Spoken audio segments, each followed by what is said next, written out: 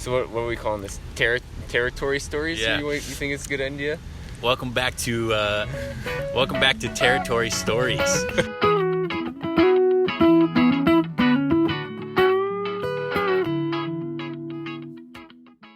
So I was in Charleston this past spring.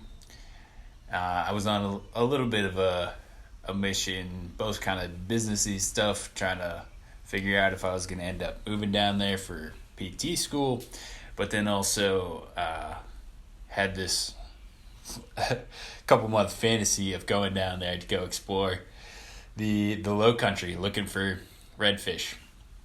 So, as you may know, this past year fly fishing has been my obsession. Learning to fly fish has kind of overshadowed everything else, and the idea of getting a big redfish on a fly rod was very attractive to me. So I'd read up on Charleston and all of the marshes and tidal creeks that flow in and around the city, and heard about the action on the flood tides when these redfish will they'll go from the tidal creeks and they'll enter these super shallow flats onto the marsh grass, which are normally not accessible, or they'll go up there and feed on these fiddler crabs and little shrimp that they normally couldn't get at. But there's so little water that you'll actually be able to see them tailing and sight cast for them. So that idea too of being able to sight cast for fish was super attractive, just because it's a little bit more like hunting, and it's rather, there's nothing that's more boring to me than just blind casting over and over again. So went down there,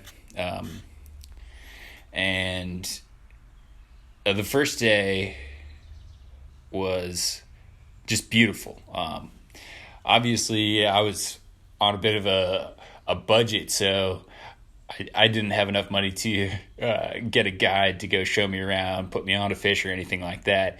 So Brian lent me his paddleboard, and so I paddled out there on the board and just started exploring these little tidal creeks and stuff, paddling around, and then had my fly rod with me, which had some added challenges because I never even considered the fact that I might need an anchor in order to hang out in one place. Because the tides there are big and they push super hard, and there's almost no slack in them at any point. So you're either getting pushed in real quick or getting pushed out real quick. So I had a couple of opportunities. I saw some big wakes, saw some cruising fish.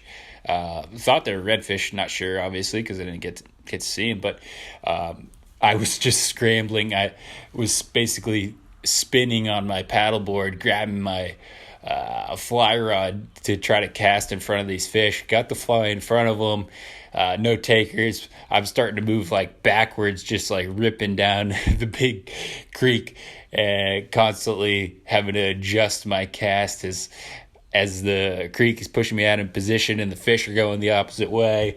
And so that was a bit of a challenge, but I managed to get the fly in front of the wakes a few times. But I think my presentation must have sucked because we had no takers. So nonetheless, I started exploring some of the skinnier waters, at least little creeks and stuff, thinking I might be able to stay in place better and might actually be able to sight cast for some fish. And it's just freaking gorgeous down there. I mean, the Lowcountry is just expansive. It's flat. It's green and deep blue, and there's amazing bird life too. All kinds of egrets and herons and all that. And so it's just a gorgeous place to be spending a day, and quite a contrast from,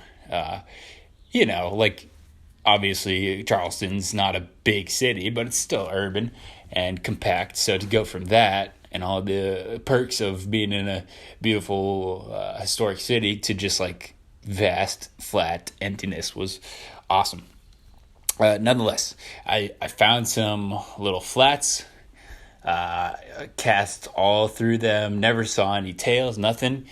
I was randomly just like picking pockets and casting to them, tried to, a lot of like shrimp and crabs there, and finally had one go for a shrimp a couple times, but for whatever reason he approached but never took. But I saw his tail, and so that at least was encouraging. So that kept me going for the next couple days. Just the fact that I saw a redfish and he actually was interested. But a couple more days of hitting it hard, spending lots of hours out there, exploring all the little creeks and stuff, and didn't have any success for a few days after that. Didn't find any fish, no tailers, and which was a little bit surprising because I got it on a good moon. There was the tides were huge. It was filling into these marsh grass flats and stuff. So that was, I don't know. I don't know what I was doing wrong, obviously. But then Ian calls me up late one night. I just happened to check my phone. I can't even remember why, because I was out camping or something like that, and I normally wouldn't have even been looking at my phone. But Ian had just texted me, and this was just as things were beginning to sort of close down for Corona, and he basically tells me, like, dude, you might want to consider getting back. I think everything's about to shut down, go into full quarantine, so you might end up stuck down there if you don't get back soon. And this was, early on, so we had no idea what quarantine might entail. And basically, I made the decision thinking that everything's going to get shut down, that if that happens, mass hysteria is going to ensue, and there's going to be a lot of traffic on the roadways, and who knows how long we'll have to get back, the 16 to 18 hours to get back home, and who knows how much time they're going to give us to be traveling. So made the decision to just get right on the road and try to make as much progress before, the government made any announcements, and hustled, got all the way basically to Connecticut from South Carolina. We got 13 hours done before the press conference. And as many of you may remember, they released a statement basically saying, like, the mass quarantine that everybody has been hearing about is just a rumor spread about by the internet. This is a false alarm, whatever. And so basically we found out that, our 13-hour drive bailing on our trip was basically for nothing. But now we're only about 2 to 3 hours away from home. So we finished the drive, made it home, and we're like, what the hell did we just do? Like, did we just throw away the trip for nothing? What, it was obviously good to play it safe, but it's like, oh man, we really overreacted there, or I overreacted there. Maybe could have waited a little longer to see how things shook out. This is all to say that the next day we decided, like sensible people, to drive all the way back down to finish out my, week and a half of time off down in South Carolina. So later the next day, we got back in the car and hustled our asses all the way back down to South Carolina. Then we hung out in Charleston a little bit more. I tried those creeks again, still nothing. And then we went up to Sandy Coastal Reserve, up a little bit further north of Charleston. There's a really beautiful wildlife refuge kind of thing with amazing marsh and beautiful bird life and amazing old oak trees and Spanish moss. It's just gorgeous. And this was where I found out that there are alligators in South Carolina. And God, I have no idea how I never knew that there are alligators in South Carolina. I don't know. I just assumed they stopped in Florida or Georgia. I didn't know they went that far north. But man, there were freaking alligators everywhere. And so that made me a little less confident in the paddleboard experience, to say the least. So I ended up, kind of fishing from shore a lot, and there were sea trout just smacking the surface all day long. And it was the most frustrating thing ever. So I was tossing clouds or minnows in there, trying every sort of presentation I knew, every, different speed, tempo, whatever, and nothing. And all the while, the sea trout are just smacking the surface left and right.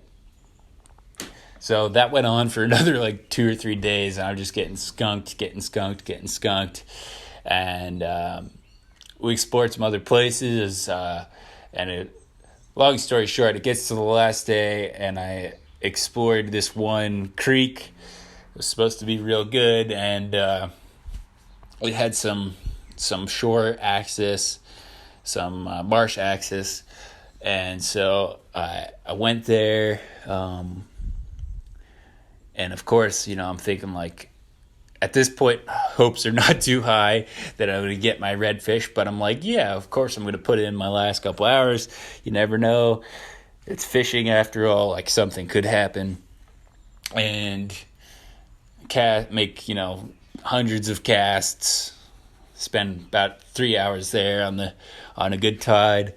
And it's beautiful, but I'm getting to the point where I'm just okay, I guess I'm not catching a redfish this trip.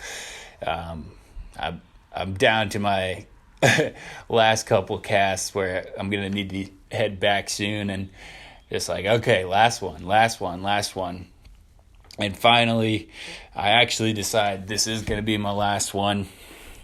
And I am picking up something off the ground with my fly is in the water right now. I'm between casts, and I went to go adjust my sandal, and so the fly sinks down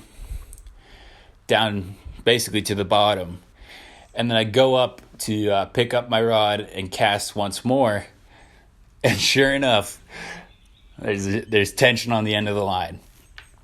And sure enough, a fish comes bursting out of the water, flopping through the air.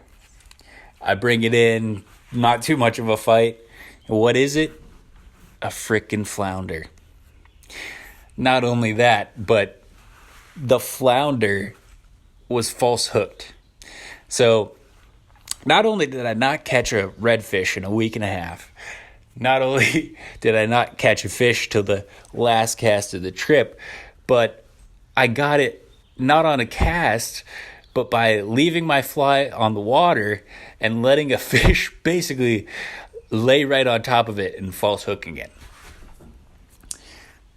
To say the least, this was a ego-crushing experience.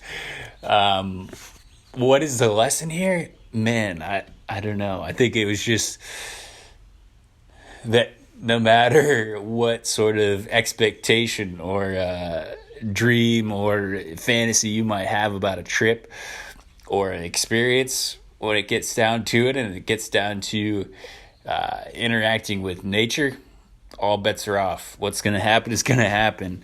And obviously, a humbling experience to realize just how much goes into finding redfish and how much those guys have their environment, the tides, the tidal creeks, the flats, how dialed into that little ecosystem they are, that they are able to go out in their little skiffs and go find those tailing redfish and present the fly perfectly to them and get them on the end of a line. So I, after that trip, have a lot of respect for Mama Nature, but also all those guys down there that are able to go find those redfish. But I will be back, undoubtedly. I must return and get myself a redfish. I can't go without one now. If you are in Charleston and want a good bite to eat, I highly recommend Workman's Cafe out on James Island. It's just amazing, classic soul food.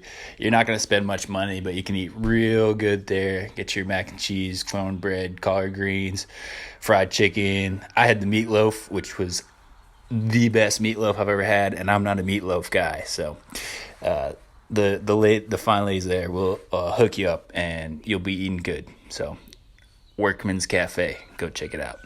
Thanks, guys. Have a good one.